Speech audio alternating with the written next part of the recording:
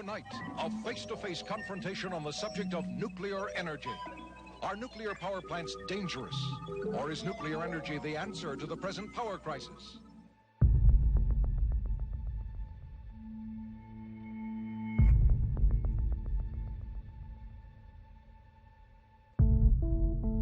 We need to completely get off of diesel, which means we're going to need some big solutions.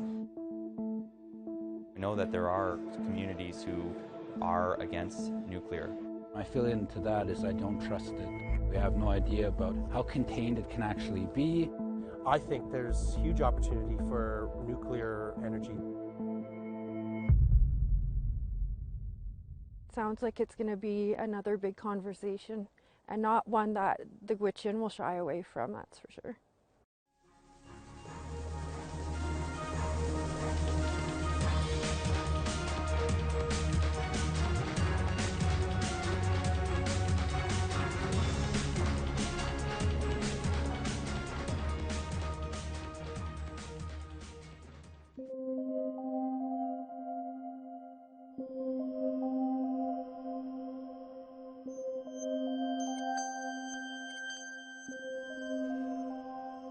The northern part of Canada is in some ways a separate world, disconnected geographically and disconnected from the North American power grid too. Meaning much of the electricity for northern communities is made by diesel generators. So in our climate crisis, it's no surprise that the federal government is looking at replacing those diesel generators with something else. In particular, they're floating the idea of nuclear power in the north.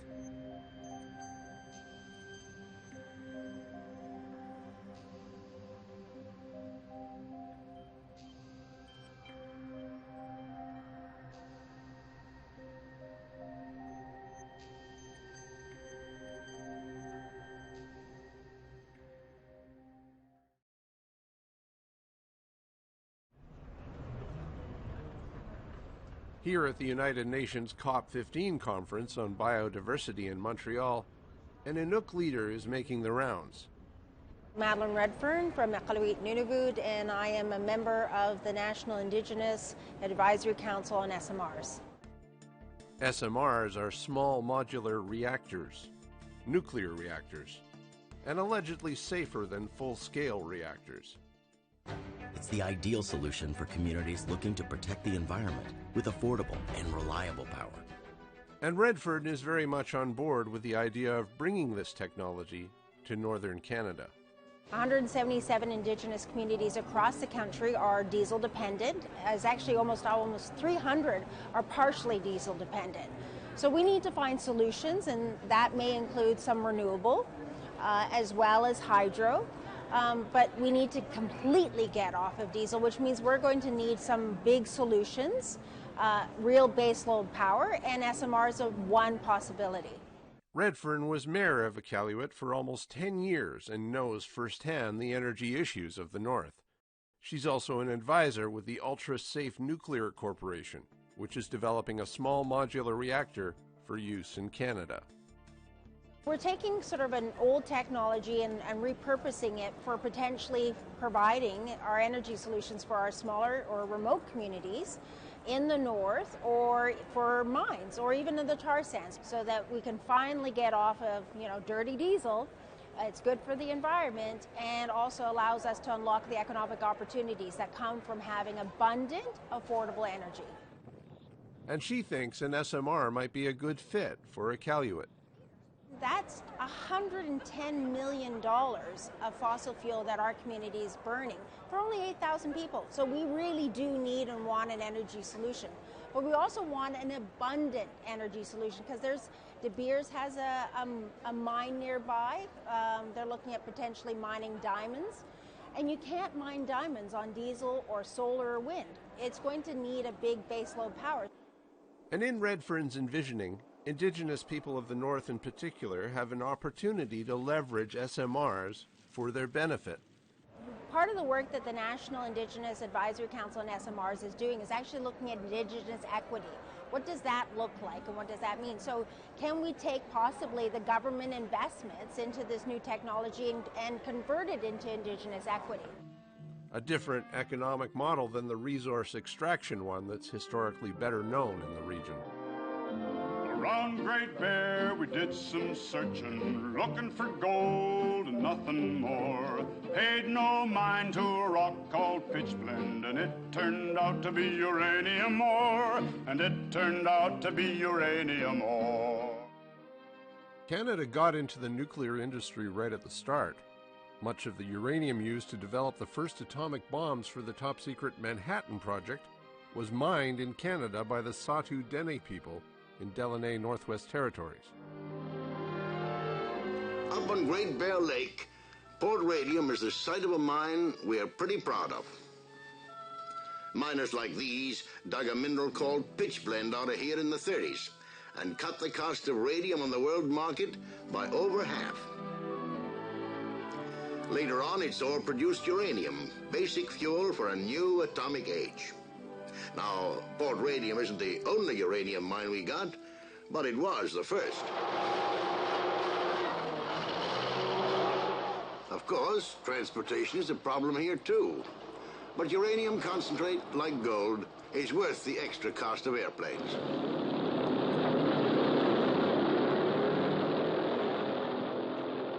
Nowadays, the North is where climate change is so far having its most dramatic effects. That's part of the reason why it's the focus of an international group calling itself ARENA. That stands for Arctic Remote Energy Networks Academy, a coalition of scientists, government administrators, and technical experts, all interested in the integration of renewable energy in the circumpolar Arctic region. Co-led by the United States, Canada, Iceland, Finland, the Gwich'in Council International, and the Aleut International Association. ARENA's ultimate goal is a sustainable energy future for our Arctic communities. If you are interested in saving time and money as you develop renewable energy programs in your community and want to benefit from the years of experience of experts from around the world, this may be the program for you. We'd love to have you join us.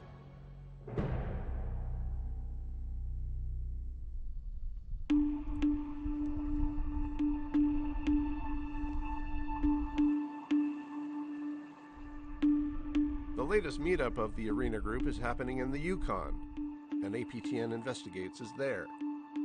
We wanted to find out more about the future of energy in the North, and to see if SMRs are seen as a welcome addition to the range of sustainable, renewable, green energy options that are already emerging. We know that Arctic communities are at the forefront of microgrid innovations, and we also know that they are on the forefront of climate change. The ARENA group is sharing their expertise with each other, and also looking at energy infrastructure in the North.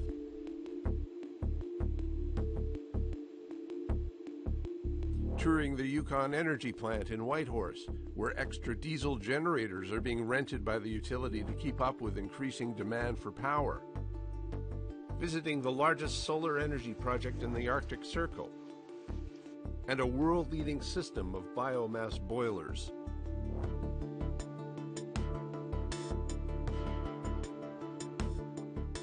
One of these ARENA adventurers has come all the way from Greenland. My name is Niels Erik Hagelqvist, and I'm from Nuuk, Greenland, and I'm working for the national-owned utility company Nukissiorfiit. And Nukissiorfiit, well, it's a combination of two things, because Nuki means power and feet means place. So the name of our utility company means the place where you're creating power. Greenland is trying to tackle many of the same sorts of energy issues as we are. Because we are in a transition process in Greenland where we are going from diesel to renewable energy. And one of the best things we can do in Greenland is hydropower. We have a huge hydropower potential in Greenland. But the second best we can do, or the cheapest we can do after hydropower, is actually solar energy. But of course everyone knows that in the Arctic we have nearly half a year with completely darkness, but then we have during the summertime 24 hours of daylight. That means we can make a lot of production from the solar, and that means we can, if we are lucky, supply a big amount of our energy from the solar during the summer period. But unlike here, in Greenland, small modular reactors aren't on the table. The European Union have decided for some months ago that nuclear power is actually a renewable energy. But it's a political decision in Greenland, and we have a zero tolerance for nuclear, and that means it's not possible to do that.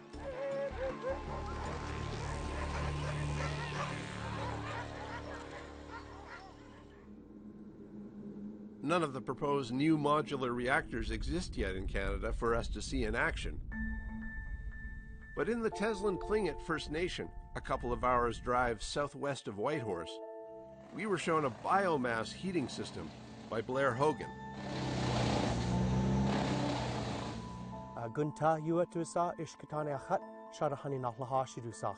So that's my Tlingit introduction, saying I am Gunta, which means little frog in the pond. My clan leader is Sam Johnson. I come from the Frog clan. I'm a Teslin-Tlingit citizen, and this is Teslin, Yukon. What you see here is our energy center 2, and this is picking up about 4 or 5 of our large buildings in the community. The Teslin-Tlingit are currently heating 15 community buildings using their biomass boilers. Wood chips are produced from waste wood and fed automatically into the system. The auger system pulls the wood chips through this firewall into another auger system. It drops down and gets pulled into the boiler. This is the actual wood chip bay. We have a very insulated door here, and everything, this kind of shows you how the whole unit's built. Very hyper insulated. There's not a lot of energy that leaves the system. It's all focused into the hot water tank that gets distributed. So the wood chips get burned to heat water, which then gets used to heat community buildings. And then this is where it gets distributed through a series of pumps. As people request demand for heat, they use a thermostat. That activates the pumps draw from the tank. All of this is to reduce the amount of heating oil being used by the community. 100,000 liters of heating oil is what we're anticipating to offset at full deployment with the school. And what that equals roughly is about 1,000 oven-dried tons. So it's a very small amount of wood fiber required to offset a huge amount of heating oil. As it turns out, the boilers aren't just generating heat.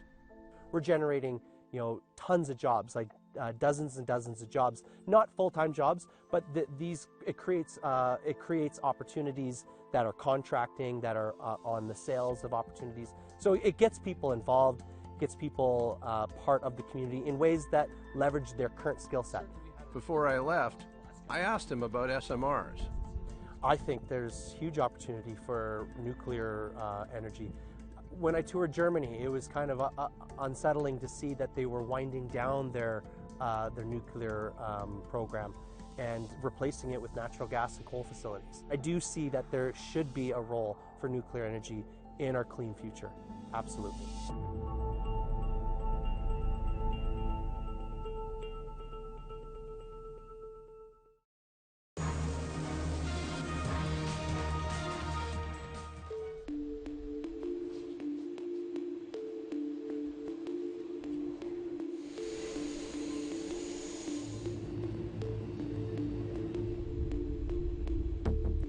A 3-hour flight north of Whitehorse, Old Crow at this time of year doesn't have much sun, which makes it an interesting spot for solar power.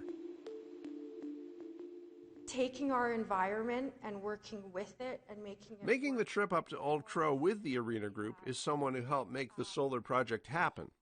I'm Michael Ross. I'm the Industrial Research Chair in Northern Energy Innovation at Yukon University. Our role as Yukon University was to perform the technical studies to make sure that the project was responsible so that it wouldn't affect system stability or reliability. So what we did is we provided technical studies so the community can make informed decision that's in their best benefit. So the community still, it's fully Vuntut-Gwitchin government's project. They maintain ownership of the project. It was all their decisions. And it's been a successful decision to go ahead with solar in Old Crow. A decision that is an example for others in the north, says Ross. Where not only are we looking at electrifying in a green manner, reducing our carbon emissions, but also in a manner that empowers the local community because it's their project that they are putting forward. They get the benefit from those projects, not just in terms of having a sustainably, locally sourced form of electricity, but also the revenues could come in and be reinvested into the community as well. The needs of the grid impact study.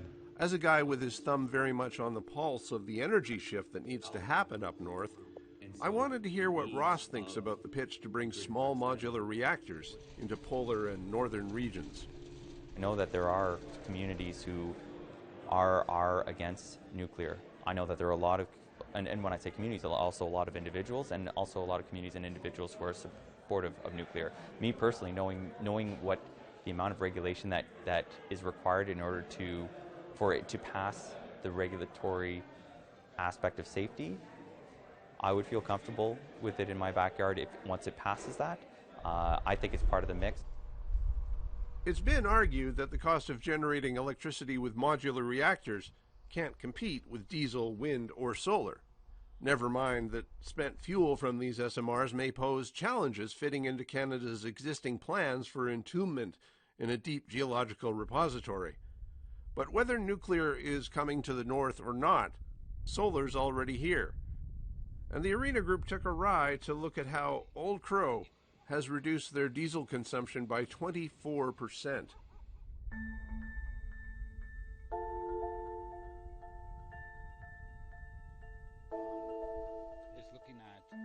My name's Paul Josie, from Old Crow. Grew up here most of my life. So it brings a lot of hope for me, knowing that we have this alternative energy that we are using, and our elders and our community members seen this years ago when they realized that flying in diesel to burn is not sustainable for our community. And the sun is providing the power that we need to run our little community. And now with a solar array under their belt, Old Crow is looking at wind power. Right now, as you could see, we get a lot of wind. And we've been noticing that we've been getting a lot of north wind during the winter, and during the summer we've been experiencing a lot of west wind, which is something we never really encountered before. And these changes in climate is also something that can be beneficial for us down the road, because we were looking at, we're doing a feasibility study on the mountain right now, and we're capturing data for wind. But for Josie, small modular reactors aren't quite in the same category as solar and wind power generation. My feeling to that is I don't trust it. I don't like that idea of something that we have no idea about how contained it can actually be. And they were talking about it for remote mines or things like that, and I don't have a very good feeling about those kind of units at this time. As we get a look at the Vuntut-Gwitchin's impressive solar array, Brock Kelsch, who helped build it, is here to show us around. My name is Brock Kelsch, and I'm the Power Box Manager at Solvest Incorporated in Whitehorse, Yukon. We're at the Sri Vaya solar plant in Old Crow, Yukon. So this is one of the rows. We have 7 rows of solar modules, so all of their energy needs prior to this had to be flown in. That's both a risk environmentally, and it's a large cost to them in the community. So this gives them a bit of independence and sovereignty over their own energy generation. The Vuntut-Gwitchin First Nation actually owns the solar plant and has a energy purchase agreement with the utility. So it's the money being generated from this plant is going directly back into the community.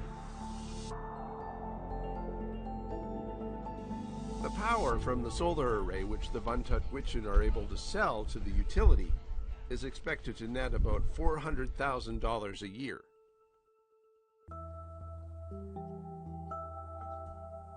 And for the Vuntut-Gwitchin people, community-driven is part and parcel of self-determination. My name is Erica Tija Tram. I'm from Old Crow, Yukon. Currently, I'm working with my First Nation Vuntut-Gwitchin government as the strategic lead of stewardship and sustainability. Self-determination is really important, and I think when people can see that when we make a decision about how we're going to live our lives as a collective, and we pursue that, and the community sees that this is the possibility in determining our own path, then that was worth it. And I think that's exactly why we signed on to self-government over 20 years ago, is to be able to have that, to be empowered to do these things. As Tija Tram points out, the solar project at Old Crow has become a significant component of the Vuntut-Gwitchin identity. It becomes a part of what they say about Old Crow, aside from the land and the beauty. In fact, my house was across from the solar project, and what was really cool for me was seeing my kids play with a solar field right across for them, so it's integrated into their lives at a really young age. And it's looking like the Vuntut-Gwitchin are ready to take things further. We certainly are experiencing a boom, which means more energy. So in response, we've shifted to now looking at our wind potential. Again, with increased development, there's more energy that's needed, and this has actually really driven us to shift our focus into now looking at doing a community energy and implementation plan, and now pursuing wind, and we're just doing some pre-feasibility to look at biomass. Those small modular reactors don't seem to be on the horizon for Old Crow. I think that does create a lot of anxiety. Nuclear is something that's a bit beyond, your regular on-the-land people whose lives don't really relate entirely to that. But it sounds like it's going to be another big conversation, and not one that the Gwitchin will shy away from, that's for sure. With a booming population and the lowest unemployment rate in the country, the future looks bright in the Yukon. But whether it'll be a nuclear north keeping those lights on is yet to be seen.